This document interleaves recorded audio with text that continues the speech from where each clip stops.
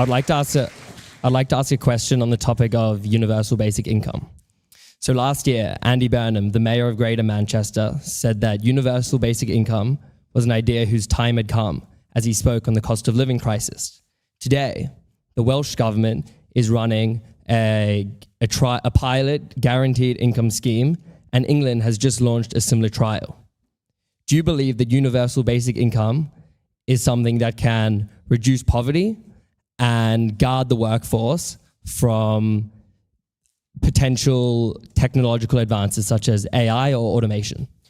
I'm not a huge fan of the idea of universal basic income, except as a possible replacement for all the other welfare schemes. So if you were to take all the other welfare schemes, which are badly administered, and basically wrap them into one and call it UBI as a substitute or replacement, it still wouldn't be my ideal, but I think that it might be better. As far as the effect of universal basic income, the question obviously is at what level? How much does it disincentivize work? There have been various attempts at this. Some have been discontinued because they've been failures. Others are still continuing, obviously. And so we're waiting to see the impact or effect of that. The other problem is that when you give a universal basic income to everyone, the natural effect of that is to increase prices, which requires more universal basic income, which requires increased prices, which requires more universal basic income.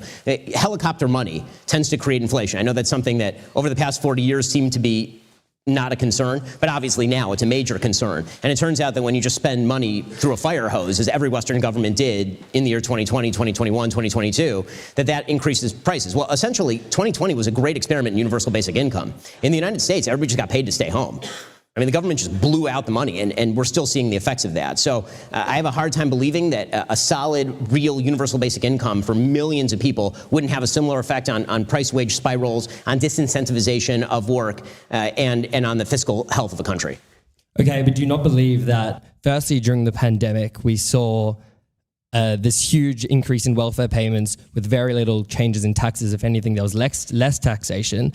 And by providing a universal basic income, we're giving individuals the opportunity to choose and decide what they decide to spend their money on, and whether they want to allocate that on health or on education. And does that not align with the liberal values which you so regularly preach? So, I mean, if, again, as a substitute for other forms of welfare, I generally agree. I also see a train running down the track, which is what happens when a lot of people use their universal basic income to buy lotto tickets, which is one of the problems, right? Very, very often in the United States, for example, our welfare programs are means tested, and they are very often specifically allocated to particular goals. So, for example, EBT cards in the United States are for food stamps. You can only use them for particular products.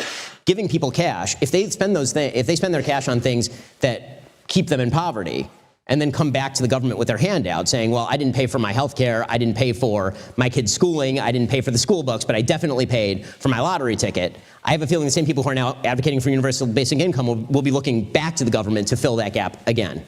All right, thank you. Thank you.